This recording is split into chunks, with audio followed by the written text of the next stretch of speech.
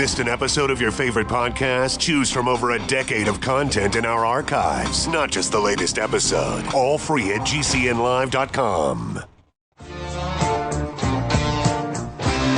This is your call to action. Get prepared, America. Economy, survival, energy, disasters. This is USAPrepares.com. Informative radio, educational radio. Interact now by emailing instructor@USAPrepares.com or text at 434-390-7953. Class, please take your seats. Now, your instructor, Vincent Finelli. Geez. Nathan, are we on the air?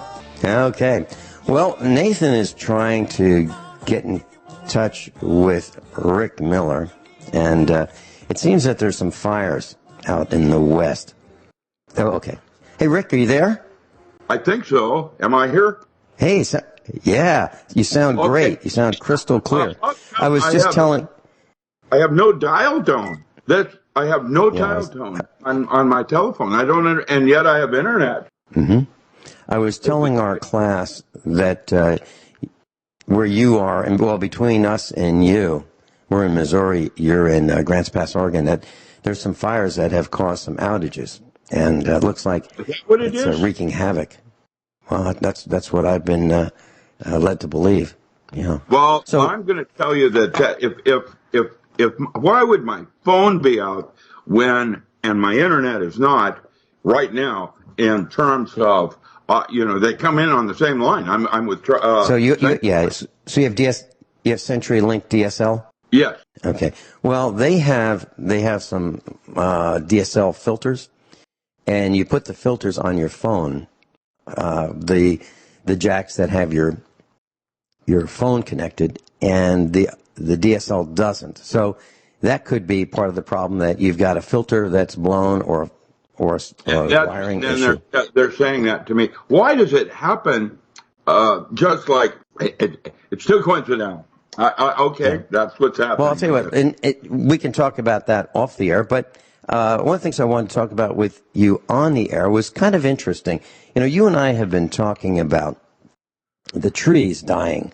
The trees are dying in your side of the country, on the West Coast. They're dying right here in Missouri, and we've been talking about this for years. Well, it made the news, and I find this quite, disturbing and interesting. There's a story on the Daily Mail, and it says, here's the headline: Historic oak tree named after novelist Agatha Christie has collapsed in record-breaking summer heat wave. So this particular oak tree was, I guess, a famous oak tree in England, has just, from disease, it's just fallen over overnight. And you can see that the tree was diseased, but you can also see that the bark was just falling off this tree. And it's probably a couple 100-year-old oak tree. Well, that's the same thing that we've been seeing here on our farm, and not just our farm. It's not local to the Finelli farm. It's all around our neck of the woods in Missouri where we have these oak trees. And so some sides of the tree have the bark missing, and other sides don't. But then, if you look at the tree in the summer, and it looks like, well, there are leaves all over it. So we've got a tree that's dying, but it does have leaves. They are sparse, and then the tree falls over. Now, this is a tall tree. This is probably... There is another unfortunate possibility, and that might be that the sun is now going into a solar minimum, and the amount of UVBs, the ultraviolet radiation, is now so strong from the sun not absorbing it that it's hitting the earth. It is causing the earth to absorb neutrinos, gamma rays, and other kinds of things that is having an effect on everything, including our attitudes, our mental state of grace. Have you noticed everyone is more anxious, more edgy. I'm not sure how to express it. Even this morning when I woke up apprehensive. And you know why? I slept okay. Something else is going on, and I can't put my finger on it. Well, we've been talking about this for several years now. Yeah, I know. And we see it at the farm. And here is the, for those who are new to the class, here are the observations that I've made. When we first moved to Missouri in 2005, we thought, okay, half of the farm is woods. Half of the farm is open land, meaning grass, for grazing cows and for the hay crop, okay, for raising hay and for grazing. Well, we thought, gosh, I don't know, is that enough? Is that enough woods? Is 120 acres enough woods to have tree limbs fall down, to just gather them to heat our farmhouse in the wintertime? Is it enough? Well, we'd go into the woods and we'd drag out limbs with the tractor, pull them out, cut them up. And, we're always looking for wood. Now, there's so much wood falling down that it's too much wood. It's everywhere. And tree limbs are falling down, they're falling on the fence line, they're taking down the fence. And so it's a constant battle to keep the fencing up and in shape because the trees are dying. The limbs are falling off, the trees are falling over. And these aren't little trees. These are trees that 100 years old, 75 years old. And they look just like what I saw in this post from England, dailymail.co.uk, about this Agatha Christie tree. So it's easy for us to measure that it's more trees are dying than before because we have more wood falling down. It's easy to see that. Now, exactly how much, I'm not sure, but it's a lot more. And then we add to that the grass that's not growing. We've gotten 25%, as I've mentioned, and ad infinitum of the hay crop that we normally would have had. Well, a gal came over yesterday, and she was in the delivery business, part-time, I guess, and they have about a 600-acre farm. They raise cows, and it's a dairy farm. And she said that they've had about half of the hay crop, and they are in trouble because they cannot feed their herd of dairy cows.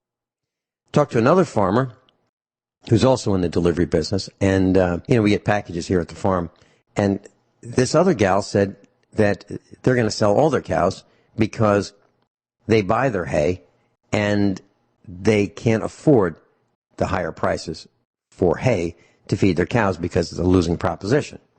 And we're looking at, if we ever get the transmission rebuilt on our Dodge 3/4-ton truck, we're going to be going to market too and selling probably half to 3/4 of our herd because the grass isn't growing. I'm doing something that's absolutely ridiculous. Literally, I've got a sprinkler running overnight to try to keep some grass alive, to keep some calves alive. It's ridiculous. Absolutely ridiculous. Since when do we have to do that? Well, we do right now. And we're not the only ones who are trying to be creative. Now we're looking at, we have a pond that we have some water in, no fish in it, and we're going to use that, what's left of that water, to irrigate a field to keep the grass growing, or to start the grass growing again because it's nothing but crunchy now. It's all brown, it's all dead, and just to keep it so that we can use that grass to feed the cows so we can maybe keep a few more of our cows because we're going to be selling the golden goose. That's what's going on right here, right now. And I don't think we're the only ones experiencing this. Your thoughts, Rick? I think that we're having all kinds of radiation from Fukushima, chemtrails, and now solar winds that are hitting the earth and are affecting everything around us, including our food chain. And I think that by the end of summer, it's going to become apparent for everybody how just serious this is. And when I say serious, that's what I'm saying. Yeah, I think we're in a classic drought situation. And when I say drought, not water, but something else like hard radiation from the sun is having something to affect all the ponderosa. The oak tree, we have sudden oak death in Oregon. We have bark beetle in Oregon. We have learned how to take care of the bark beetle by logging the tree so that the beetle does not look for other habitats except the dead tree that's maybe laying on the ground. If it's up in the air, there is a high likelihood it'll spread to other trees. We discovered that in the 1800s, and why, when you have a dead tree, you drop it. But right now, there are 4 dead trees on the property that I'm renting. What do I do with the owner? Do I tell the owner that I think we should drop these trees? What I've been doing is selectively dropping one tree every couple of 4 or 5 months so that it doesn't spread seriously or fall on the house. Okay, I'm looking at a picture from England, and there is a garbage truck. Now, a garbage truck is, a pretty heavy truck. This thing has 2 axles in the back. It's got 8 wheels in the back, 2 in the front. It's got a mechanism to lift up these green, heavy metal garbage bins into and dump into this garbage truck, and it's got the hydraulics to compact. So it's about half the size of a city bus. Okay, so this thing is on the road, and the rear tires, all 8 of them, are buried in the pavement. So this thing must have stopped, and the wheels sunk into the pavement because the pavement was so soft and pliable that the truck is now stuck in the pavement. And how do you get that out? Do you bring another heavier truck and pick this one up and sink that one? Or do you wait till it's cool? Or do you hose it off? Hose off the road that's black? What do you do? That's what's going on in England. You use a come along and chain. Yeah, but you got to find a spot that's not as soft and sticky as where it's stuck. So that's another problem. Yeah. And they're not alone. They're not alone. We'll talk more about infrastructure collapsing and failing when we come back. And wind. Where's the wind? Doc Ram's with us, Dr. Richard Allen Miller. Website, DocRam.com. Doc as in doctor, RAM, Richard Allen Miller. DocRam.com. So, Rick, I took out the non-contact thermometer, and I aimed it at our roof in the afternoon on the western-facing side, 158 degrees, 158. It's really hot. I'm kind of surprised that the shingles are still on the roof. So I aimed it at the side of the house, and we have a stone house class, and the side of the house facing the sun in the afternoon was 113 degrees. I'm talking about our siding was 113 degrees. It's a massive amount of siding. There's probably, we bought 220 tons of stone. That excludes the mortar. So there's easily 100 tons of siding on our house, meaning stone and mortar, easily. And so it's a lot of mass. 113 degrees, the stone was. It's unbelievable. And I think we're stretching the limits that the building materials of yesteryear, which is what we used, shingles, those kinds of things, I think we're stretching the limits as to how hot they can take it, before failing. And we're noticing some other things, Rick. We're noticing that tires that were okay on our tractor have blown. People have had, instructors we know, have had blowouts while they're traveling with decent tires on their car. We've had tire failures. We're known in this area, or we're starting to be known in this area as the go-to guys for light truck and car problems. So when people have problems, they just show up here at the farm and ask us to help them with their automotive troubles. And we're seeing more tire failures than we've ever seen before. Ours, theirs, hydraulic problems, leaks. It's just unbelievable. And I'm just wondering, are you seeing that on the West Coast in Oregon as well? I haven't even noticed the tires. What I'm watching is the way people are driving. That part is very noticeable to me. There is such a distinct change in the behavior and way people are driving. Yesterday, I was coming home from the post office in my 280Z, and I was going downtown, parked cars, and then there's 3 lanes going downtown, plus parked cars on either side. And this truck, big, huge truck, go all the way over from the left, came over 2 lanes to cut me off and drive my sports car into a parked car. And I hit the brake and then hit the gas and slipped around him so quickly because it was my 280Z. And fortunately, there was a policeman in another lane who saw the whole event, and I saw him pull that guy over. I hope he gets a ticket. I came close to losing my Z yesterday. Tried to explain that to my girlfriend. Everybody's getting sort of what's going on, but it's worse than my verbal description right now. Why? Well, everybody's we've seen the same thing here. What's that? We've seen the same thing here. Yeah, behavior is happening right here. They're either in La La Land where they're not paying attention to anyone around them and what's going on behind them or onto each side, or they're me first. And like when you're trying to merge into a lane and every other car allows that and everybody waves thank you and all of that. And then there's the individual, no, you're not going to get in front of me. And right. And right. We're finding people. That place, everybody's normally people will try to cooperate. They're not interested in, measuring who's got the bigger chest or dick. It's more like what's going on around you, and you're trying to get along with everybody so it all flows smoothly. But that has changed.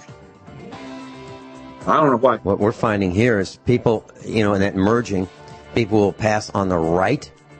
Passing on the right. You don't pass on the right, you pass on the left in the United States. Well, and then we're finding really pushy drivers in big trucks. It's me first. And I've been saying this for a couple years now, that it's getting worse every day. We'll be right back. I want to thank those who have called in. We've got Mark in Illinois, George in Mississippi, and David in Illinois. Mark, you're up first. Welcome. Hi. Good morning. I just wanted a couple minutes to explain this.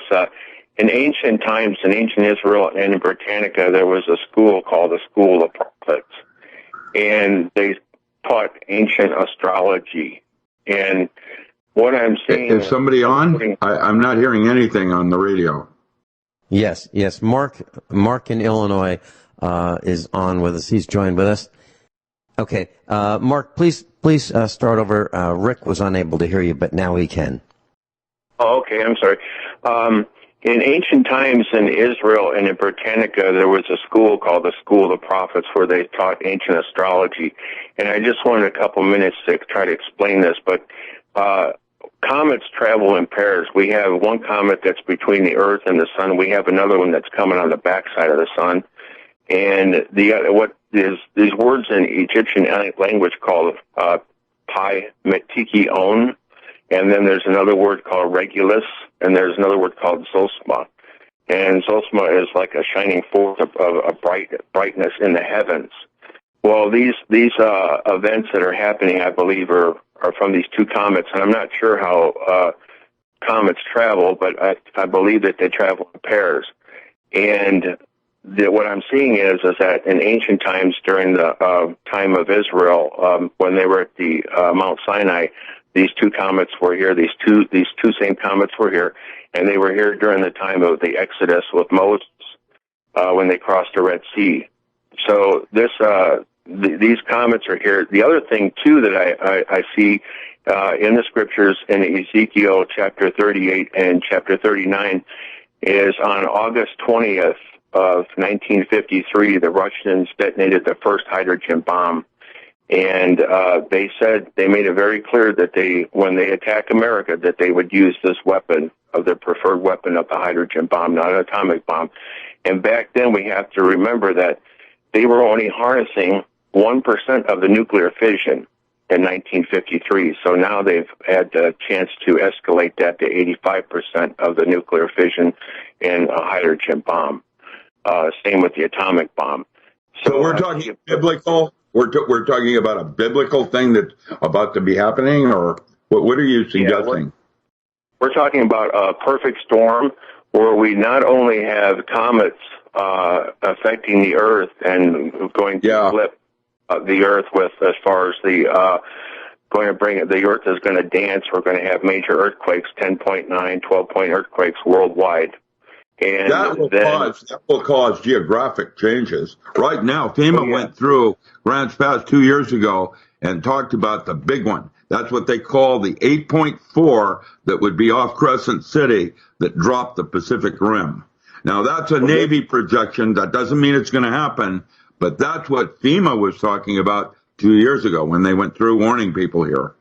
So I don't know what it all means. I can tell you that the heat from the sun is different, that I can't be in the sunlight longer than 10 minutes before my skin starts to feel different. I remember being able to be out in the sun for several hours and get a nice little tan. Today, I could enjoy cancer. You know, it's like the radiation from the sun. 8 hours a day, but I mean, even 10 hours a day, I can't do it no more.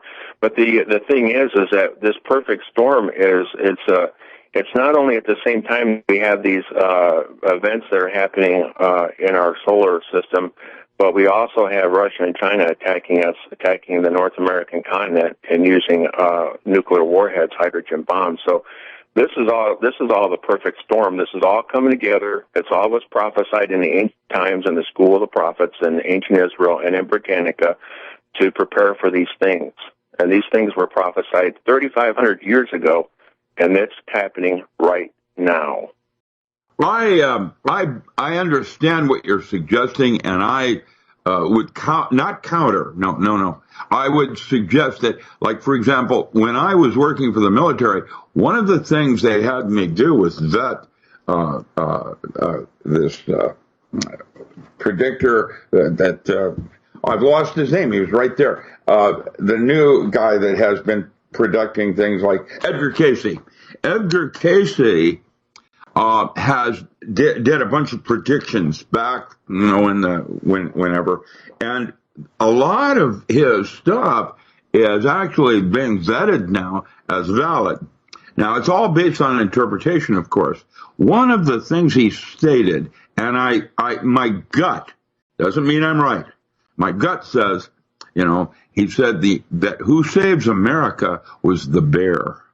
And while I don't care much for Putin as a criminal, I have to say something about this whole thing. I'm optimistic on the talks that Trump had with him. I sense that while he is a major criminal, he's not our enemy. China, of course, is about trade wars and money and a society that's way larger than ours now wanting laundromats. I mean, having a washer and dryer in every home. Now, that is in other words, I'm watching America become weak from within. We used to call it trade deficit. Today, it's much more than that. There's no trust in anything. We don't trust our government.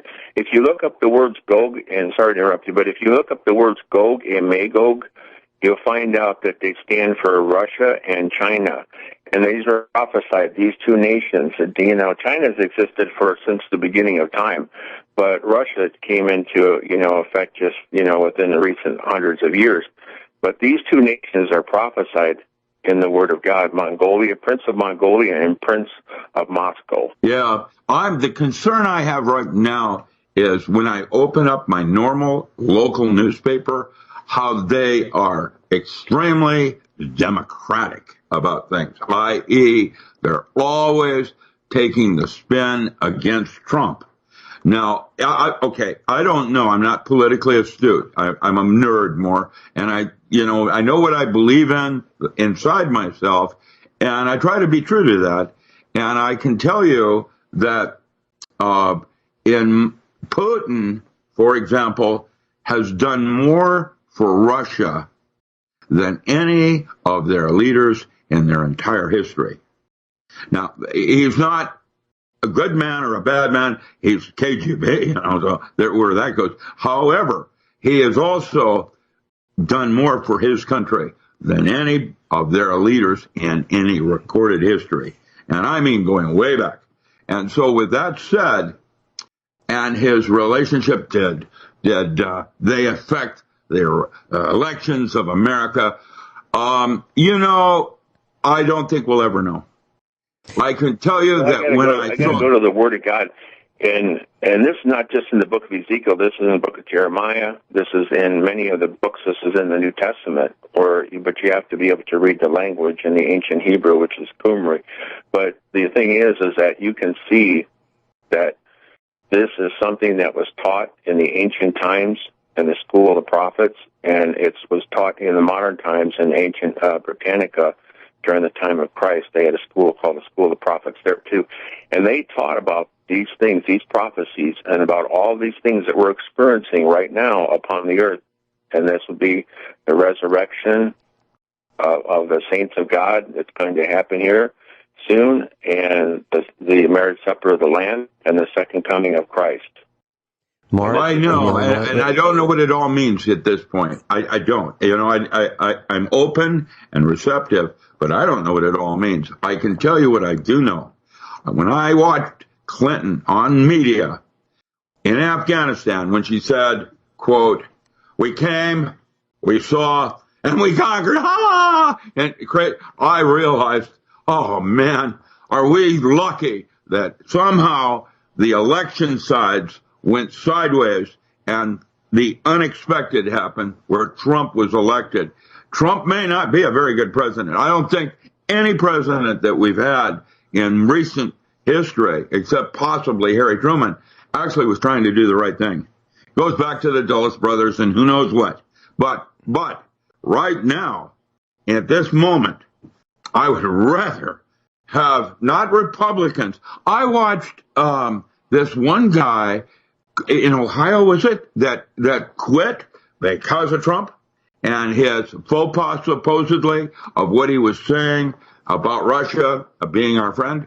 And then later there was a correction by his a spokesperson. She came on. And then I watch my local newspapers and how they're spinning things one way or another, and to the point where I don't really know what's going on. What I do know is I don't know. What I do know is none of what we're being told is true. Rick, I want to thank Mark in Illinois for I appreciate him. Yeah, that comment thing. We've got George in Mississippi and then David in Illinois. George, welcome. Morning. You want to talk about the grid? Morning, guys. Morning. Rick, Rick, I wanted to ask you, I've been wanting to call in for a couple of months. When you've been talking about with the grid down situation and the nuclear reactors, that they needed those backup generators to keep them going, what would prevent them from using the reactor and the generators they have to keep the coolant systems going right there contained in the reactor itself? Well, those coolants are run by electricity. You're talking about, running themselves where they use the electricity from the radiation to run the coolant system. Correct. If we have a shift in fault lines, that system is going to be broken like it was in Fukushima, where they can't cool it because it's either underwater, it's been compromised structurally, or something of that nature.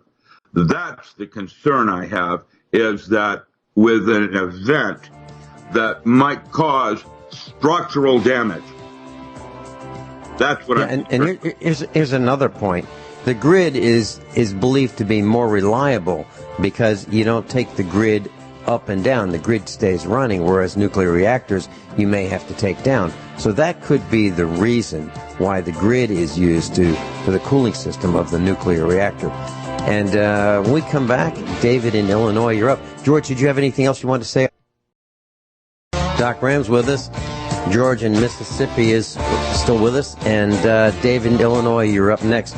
George in Mississippi, excellent question. And when I was younger, I was thinking, why do these tractor trailers that drive diesel fuel, why do they have fuel tanks on the side? Why don't they use their, the fuel that's in the great big tractor trailer? Okay, well, I guess the reason is for cleanliness and making sure that the purity of the fuel is good and they don't get stranded. And I kind of think that it's kind of a similar thing.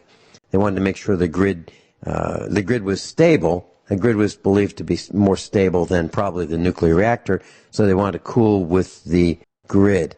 What else would you like to share with us? And thank you for calling. Oh, you're welcome. I was wondering if you could take my number and give me a call back sometime. I need to ask you a question about one of your sponsors. Okay, so you're talking about me.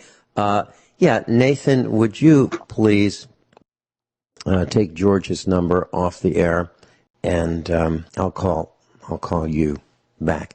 If you want, what you could do is you can send me an email, instructor@usapreparedness.com, instructor@usapreparedness.com.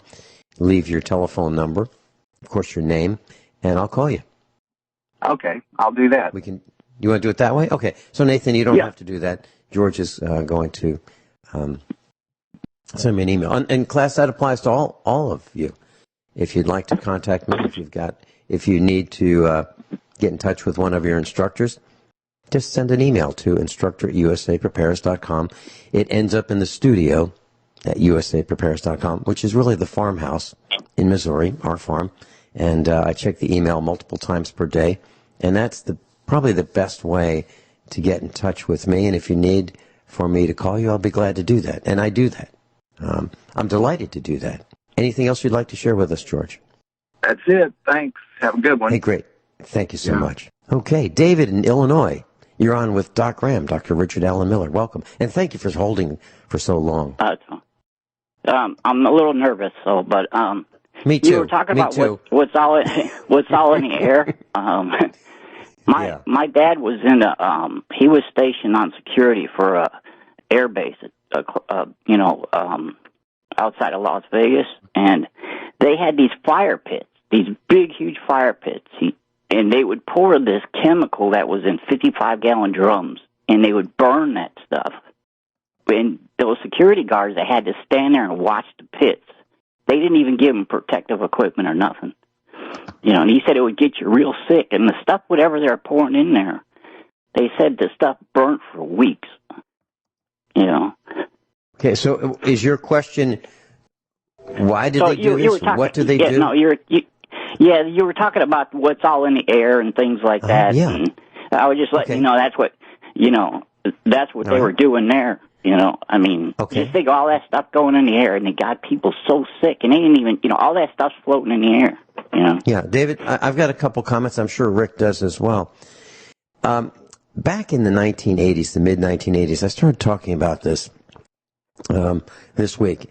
I mentioned that I was a real estate investor, and this all ties with exactly what you're saying. So when I bought properties, apartment buildings, single-family houses, townhouses, that kind of thing, and I would interview for tenants, I would say, so tell me about yourself. What do you do? What do you like to do? What are your hobbies? And I tried to get to know the potential tenant. And I was talking to this one guy, and he said he worked for DuPont. I said, oh, okay. So what do you do? He said, well, I work for this particular division, and I'd never heard of it. And I said, okay, can you tell me about it? And he said, well, I work the night shift. And I'm thinking, what in the heck is the night shift? What do they do at DuPont during the night shift? And he said, well, I work in the incinerators. I said, so why at night? He goes, well, we burn stuff. We burn stuff at night while people are sleeping that we don't want them to know about. We burn stuff at night that we don't want people to know about. So that's dangerous, stinky, smelly stuff that they burn at night because people are sleeping and they are less likely to smell it. If you hold on a little longer, we can go to the top of the hour news and commercials. And I'd like to continue this. This is one of the topics I want to talk about as well. I'm sure Rick does as well. We'll be back. Doc Ram, David in Illinois, and me. This is USA Prepares. Everyone all set, cocked, locked. Hour number 2 of USA Prepares.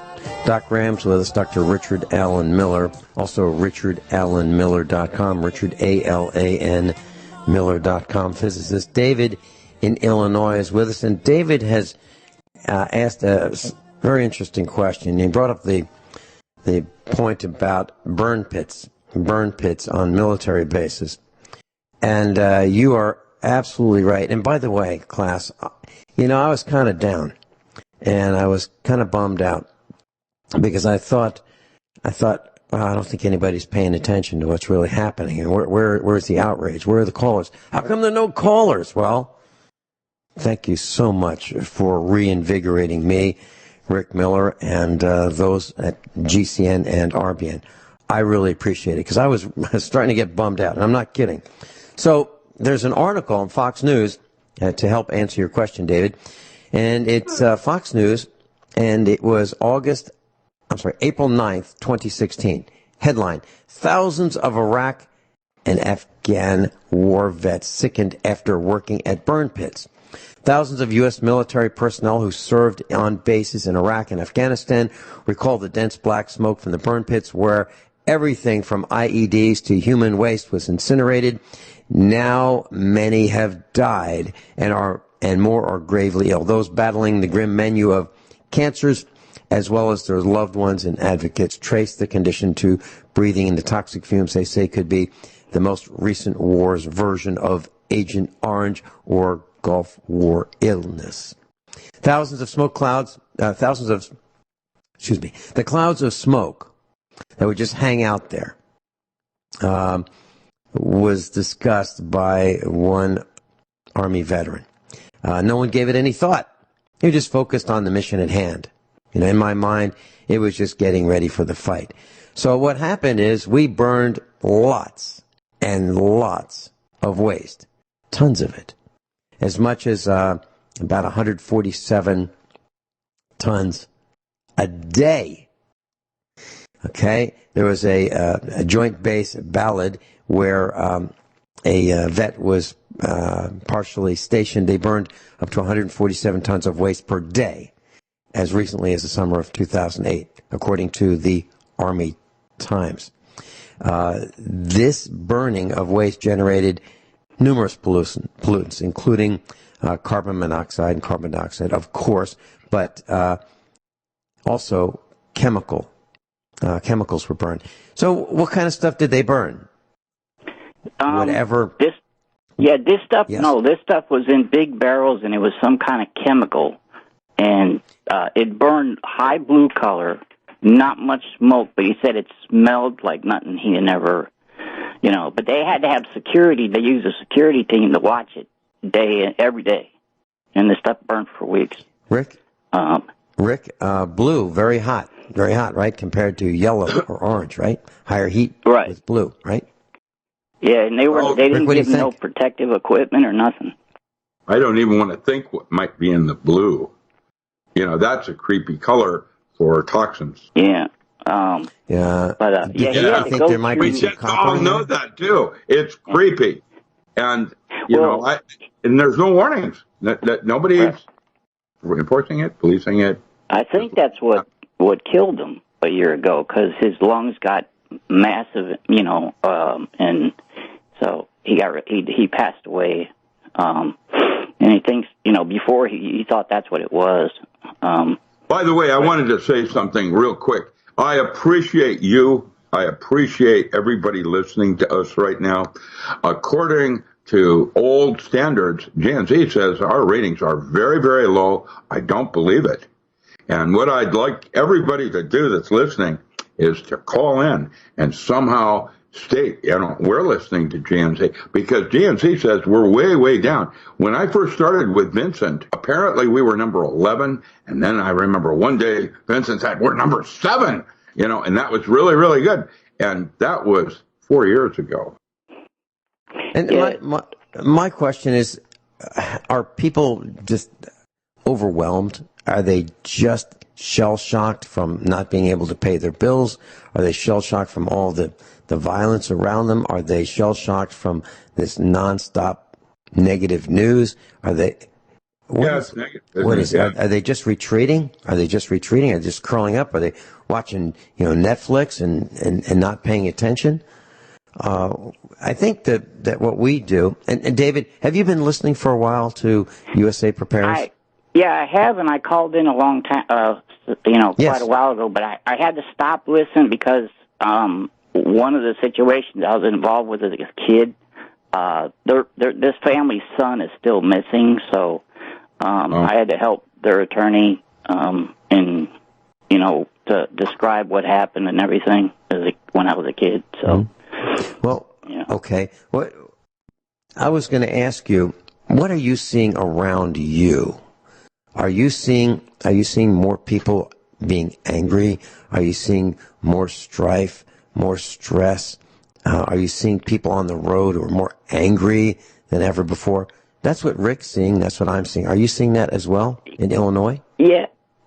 If you, barely go in front of somebody or if you walk across a crosswalk and even if the, light's not red yet or whatever, after it's red but they can't turn, I've had people almost get out of the car at us, and they're not supposed to go in. Everybody is so touchy, so angry. Yeah. That's a good word, touchy, meaning they're ready to ignite. They're ready to... Oh, yeah. And Rick, do you think it could be possibly medication that people are on that's making this? Well, that's one steroids? of many, many factors, medical and pharmaceutical. That's obviously right in the ballgame. The 5G towers that they're debating whether to put up, how come they're debating that when I'm watching them still go up? Yeah. That's like the reactors. They built them even though they did not have the approval or way of disposing of waste. They continued doing it because it was about money. And now, here we are, paying for it with blue smoke. David, I've got a question from you. I was going to tell you one other thing after. Go ahead. Go first. I'll call back when I'll ask your question, but one day when you're on a different subject that's more relevant. I'll call you back and let him know what he told me and warned me before 9/11 too. Well, why don't you do that now? Do that now. Yeah, we can do a subject change. Let's do that. I'd like that. After he left that secure air base because he got tired of getting polygraphs every month and a half, so he went to back to the law enforcement part, and he would tell me all this stuff every week or 2 weeks. But that month before 9/11, he detained 5 Arabs getting in secure area with cameras at Hoover Dam, and the superiors told them to give back their cameras and let them go. And he said some of those guys were one of the ones on the plane, because he told me beforehand. And plus, they had guys in black tactical gear came out that month and taught them guys how to use and storm homes with MP5s and assault shotguns. And he told me, he said, "You're not going to be, able to talk to me for a while because they're even canceling all our time off." And I said, "Well, I was thinking about getting on a plane and seeing my brother." He said, "Don't go on a plane. Do not go on a plane." And he was worried they were going to transfer him to a plane. He goes, "I don't want to be on a plane." But his friend, one of his federal friends, he said some of those guys, they had them under surveillance. But he said a few of them are the ones he couldn't believe they ordered him to let him go. They had cameras and they were caught in restricted places. They split up and they were taking pictures and everything. One of the people that told me that 9/11 was a needed event to get a terrorism bill through Congress. That's what he said. Whatever was going to happen. Yeah, he said whatever's going to happen. They assured us we're going to get a lot more power afterwards. He said sometimes things happen. And he was like he was addicted to that power. So it was all fine with him. He didn't. He just wanted those guys caught. He wanted to be the one to catch those guys before they got on the plane. That's all. But apparently they were scoping out the dam. That's weird. Yeah, that's... they had pictures. They were in a restricted area. So, yeah. I mean, he was even calling me when he was at the Federal Law Enforcement Academy. You guys were talking about the cameras and everything on your phones and everything. Yep. He told me not only were they using that stuff, because he came to my house and he covered it up with his hat. And he said, don't have these things around. So I told friends. And so they believe me because I build computers. But then he told me how good their recognition software is. And, I mean, that is amazing. That stuff can just use a description. It can put your exact face with just words and then match it up to the database of who's here. I watched NCIS, the 15th year series, just completed it. And I watched how, now we don't have Abby on anymore. I really miss her. We have this little black girl. And their pattern recognition that they use is accurate in terms of what forensics can do now. It's so amazing. China has implemented that into everything, and so has Japan. And I am extremely concerned. Last week, I received threatened ransom requests from May because I apparently visited a pornography site. I hadn't. What I was doing is a friend sent me a link to a movie. I was watching the movie, and up came soft porn. Soft porn to me is no sexual thing, but tits and ass and cartoon form. And they were threatening me with old passwords to get my attention. Where did they get those? And it happened for everybody. Be careful how you describe this. Okay, we're going into a break. David, did you want to hold through the break? If you need to ask anything else. If not, yes. I'll let you go. I had one question for you. Doc Rams with us, Dr. Richard Allen Miller, richardallenmiller.com, David in Illinois. David, I had a question for you. And I've asked many people this question. I thought, why don't we ask on the air? And I know you're not prepared for it, but the question is, what is your greatest concern? Do you have one? My greatest concern is with the stuff that I know and been involved, witnessed and stuff. My greatest concern is for my wife, because she's the one in the middle of a lot. That's because that's my own home, and I see so much happening, and because she can't see anymore, and she's so reliant. We're both from military bases, so so I mean, that's just what I worry about generally if you're speaking close to us. But the biggest thing, as far as government-wise and things like that, I worry they're going to come and raid our homes someday. And I'm not saying that out of panic or paranoia. That's because my dad sat there and told me that guys talk about it, and they're looking forward to having that happen. That's why they were practicing at them places, busting in homes. And people. I mean, and I'm not no. Let me. Yeah, go ahead. Let me see if I've got this right. Are you saying that your wife has lost her vision that because of something that happened in the military when she was in the military? Is that what you're saying? No, we were both born from military bases that were contaminated, and they knew they were. Okay. Between rocket fuel, Agent Orange, and some Agent Blue. I never heard of that. I don't know what Agent Blue is. Okay. And so you feel that you were in it. You were in an environment. By the way, I'm honored to have been able to speak to you. You're a very cool person. Well, if you've seen everything they did to us and guinea pigged us,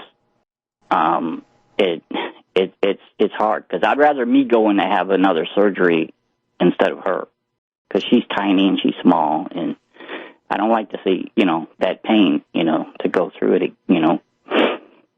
I wished I could do something for you. I appreciate you. Thank you. David, you mentioned Agent Blue. I just looked it up.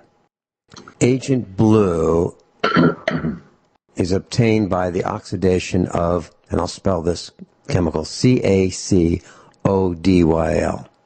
having properties of an exceedingly stable acid, is one of the rainbow herbicides that is known for its use by the United States during the Vietnam War. That's what it says Agent Blue is. Well, good luck to try to get the government to have any responsibility for it, because, okay. No. How about this, David? How about this? How about the Alfred Muir building? You know, the Oklahoma City bombing. I was watching live coverage of that, and I'm going to paraphrase, but this is darn close. There was a reporter talking to another reporter, and the reporter was holding the earpiece like a sound was coming through. This was on television, and it was only on once, never repeated. I'm sorry, they're stopping the rescue efforts to remove unexploded ordnance from the basement. They say they're... How can that be? That's what they said. That's what they said. Okay. Now the question is, why that building? Well, some of my research has led me to, well, that's where the records of the warriors were held that were exposed to Agent Orange during the Vietnam conflict. That would explain why they lost all my dad's records. Okay. Yeah. Geez, we had them. They can't find them. Well, they say that that's where the records were, and the building was blown up. Isn't that a coincidence? I don't think it's a coincidence. Many people believe that was a conspiracy. Rick, have you heard of that? Yes, I have. And unfortunately, there's even more. David, I want to thank you for calling in, and I'd like you to consider being an instructor when your time permits. I know you've called in before. I recognize you. I got a lot more. I got a lot more to tell you. I'll talk to you another time. Do you want to?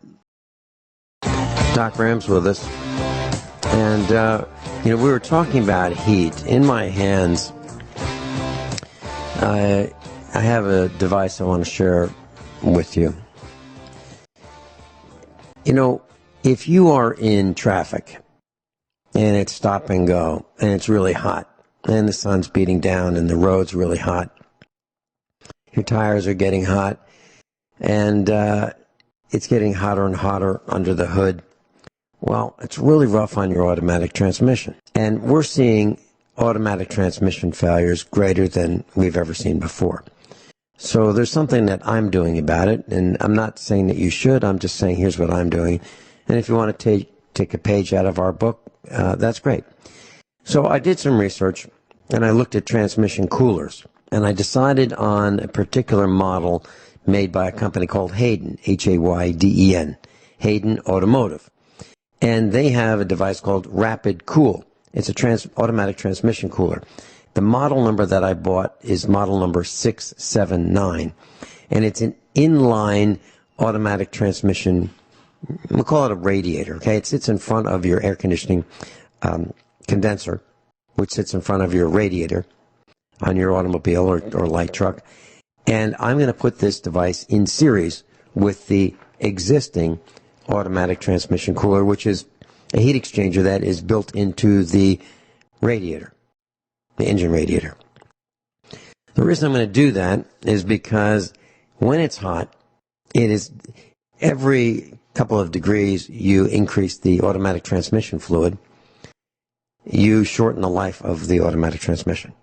It causes them to self-destruct.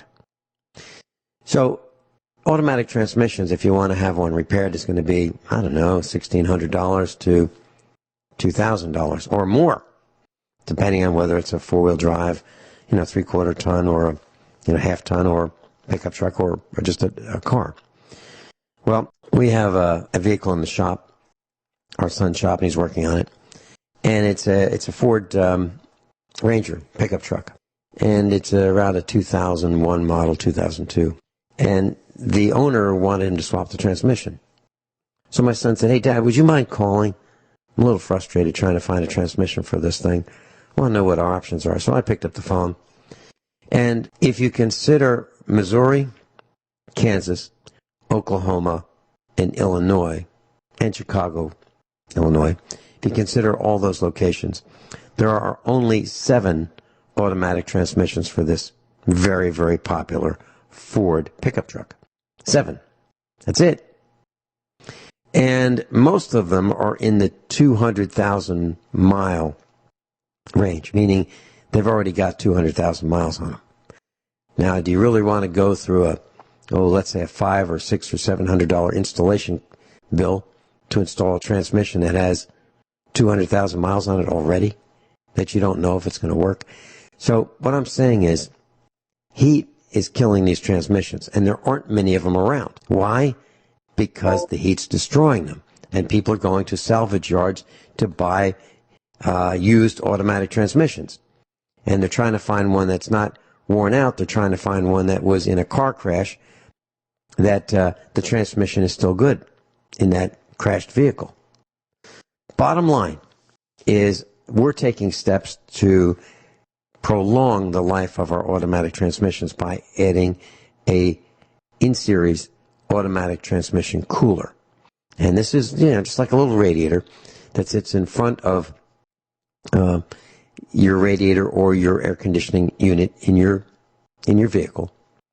And what happens is, you're already cooling your transmission with the existing cooler, but because we believe that the heat that the engines are being exposed to is greater, that we want to even cool our transmissions even more than the factory thought they should be cooled. Now, how much do they cost? We bought 2 of them for about $90-something shipped, on the internet. So if you're interested, that's what we're doing. Rick, do you have a comment on that? No, I will tell you that my truck, which was running fine, my transmission's gone now. The transmission fluid smells funny. There should be no reason for that. It most likely is because of the heat. Yes. If you're okay, class, here's a little lesson. Okay. Automatic transmission fluid used to be whale oil, but I guess we killed so many whales that we can't find enough whales to make transmission fluid. So now it's a pink fluid. It's from the oil that we pull out of the ground, crude oil, and it's engineered to be a very specific viscosity and freedom from friction. What distinguishes it differently than, let's say, red line oil that I use in my 280Z for the oil? Well, the viscosity is different, and it has a different coefficient of friction. That I can tell you, and it has different additives. Automatic transmission fluid has a lot of detergent in it, so some people will use that to clean their engines. So, for example, if you have a sludgy engine, gasoline-powered engine, you might want to add a little bit of automatic transmission fluid to your engine oil. Now, I'm not saying do it because you might have a failure, but it's got a lot more detergent in it, and people use it for that reason. You can't use too much, no more than a quart for sure if you have a 5-quart oil capacity. Now, you don't want to, if you have 5 quarts in your engine and that's the maximum capacity, you don't want to add a quart more, okay? You'd want to have it 4 quarts and maybe add a quart. But do your research before you do this, class. And so in your case, Rick, if your automatic transmission fluid is brown, it's supposed to be pink, a vibrant pink.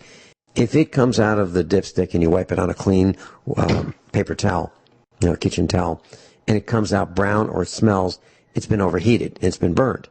And what do you do? Well, of course, your best hope is to drain it out, change the automatic transmission filter, and replace it with new fluid. But you can't get all the fluid out because maybe about half of it's stuck in the torque converter and it won't come out. So, well, you can get it out, but it's hard and it's really messy. You have to fabricate a way of exchanging all the fluid in the torque converter. That means, running the engine and wasting probably another gallon of automatic transmission fluid. So what we do here at the farm is we'll put the car up on the lift or the truck up on the lift. We'll take out if it has a drain plug, that's wonderful. But most automatic transmissions of American vehicles don't have drain plugs. Why? Well, probably because it costs another 45 cents. So what happens is you take the bolts out of the transmission pan, and then oil goes everywhere. It's a messy. We haven't figured out a way of not getting oil on the garage floor. I mean, we don't get all of it on the garage floor, but enough of it is on the garage floor. You have to use cat litter to absorb the spill. But the burned smell, the burned look, the brown look of your automatic transmission fluid indicates that it's overheated. So drain it out and replace it. And that's a good start. But you might have done damage already. So to prevent that damage, what we're doing is we're putting in an auxiliary cooler. And we hope that we can drop the temperature maybe 20, 30, 40 degrees of the transmission fluid. So that's our plan. I'll let you know how it works right after the broadcast in about 16 minutes. I'm going to be under a truck, and I'm going to be literally, and I'm going to be. What an image! People call me and they ask me what I'm doing. I'm saying I'm under a truck or I'm under a vehicle. I'm in the shop, or I'm working on a trailer or working on a tractor. And that's what I do. I'm a farmer, so when I'm not on the air, I'm usually greasy. But that's what I'm going to do. Right after this broadcast, I'm going to put this Hayden automatic transmission cooler on our 2004 V6 4.3 liter Chevrolet work truck. Why? Because maybe an hour later, I'm going to be pulling a 16-foot trailer and another with a truck on it. Why am I doing that? Because, we have a neighbor who needs a transmission. And I can't find one, but I can find one in a destroyed truck. The engine's still good. The transmission's still good. The doors are smashed, ruined. It doesn't have a front suspension. That's been removed. So I'm going to get a carcass of a truck, put it on the trailer with our son, and haul it back home, help him take the transmission out so we can put it in this other Ford truck so our neighbor can have a vehicle to use. Because we can't find any other way of doing it. And this, we talk about the heat. This is going to affect everybody. Everybody. Can you imagine, you call your roofer and you say, look, I got a problem with my roof. And he says, what's the problem? You go, well, there used to be shingles on, on all of it. Now there's shingles on some of it because the shingles seem to have slid off the roof because it got so hot. And can you put some on? He goes, have you lost your mind? You think I'm going to get up there on 158-degree shingles and sit on the roof and put new shingles on? No. It's too hot. And at night, that's why it's you too do dangerous. it at night or in the early mornings. Yeah, that's what you have to do. The coolest time of the day is, just before the sun comes up, right? But it's dangerous because there's dew on the roof. It's dangerous. Yeah. So this sun being so hot there's a difference. There is a difference.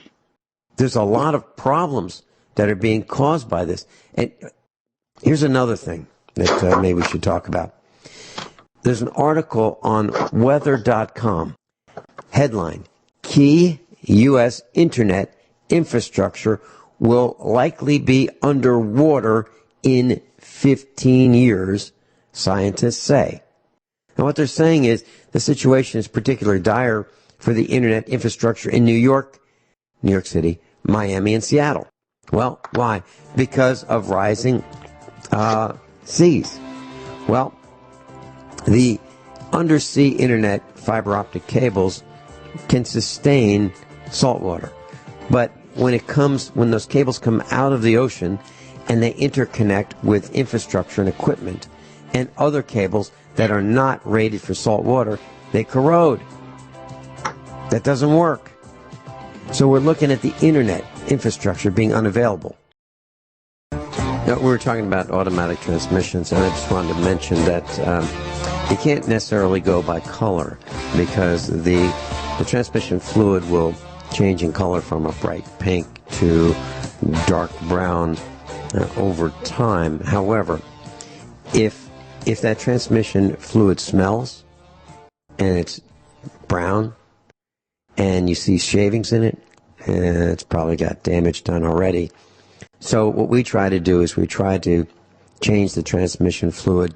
What we do is, every 50,000 miles or so. We feel that it's worth the, $20 or $15 a gallon, and it would typically take a couple of gallons to do it. We think that that's money well spent to prolong the life of our automatic transmissions. And just as an aside, I was looking at what does it cost for a remanufactured transmission. For like a typical Chevy V6 pickup truck, okay? Advance Auto, $1,600. AutoZone, $1,509. Dealership, $2,133. That's not installed. If you want it installed, it would take about 7 hours. So whatever your installer would charge, if it's $100 an hour, $700. They may charge a little more. They may charge a little less.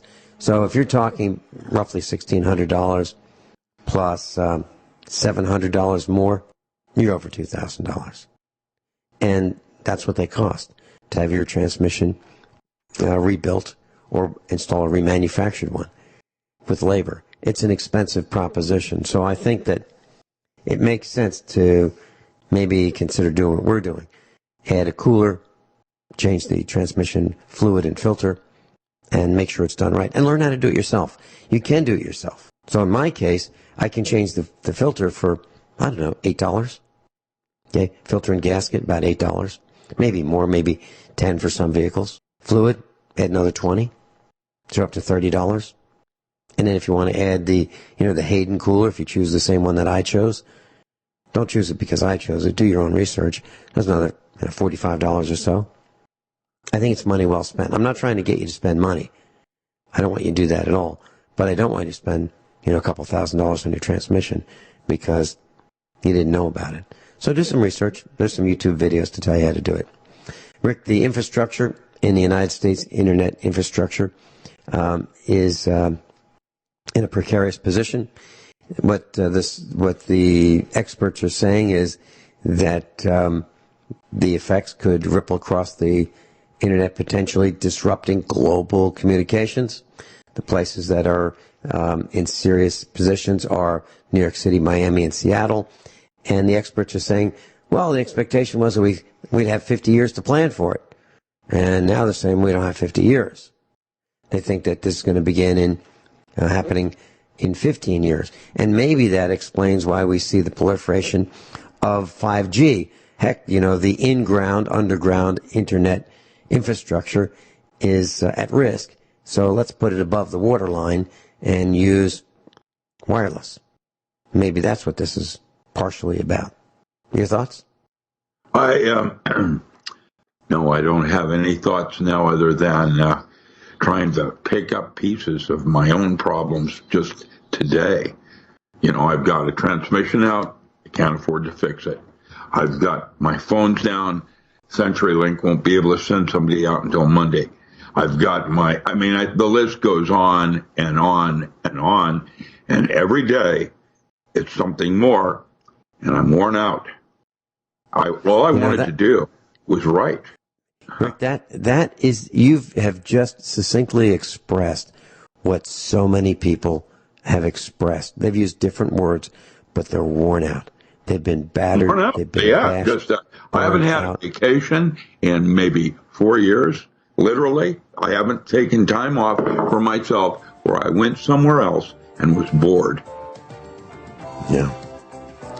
Yeah, I know how that feels. Y'all be crispy out there. Well, we are crispy out here in Missouri, and if we walk on the grass, we've got a sprinkler in the field, a sprinkler watering the grass, hoping it'll go enough for the... What you should do is not use throw type of water. You should be doing drip. That's next. This was an intermediate step, just for the last couple of days. You should use drip irrigation now. That'll be easier on your crop than the sun hitting that water molecule. Yep. Rick, thanks so much for being with us. Doc Ram. My pleasure.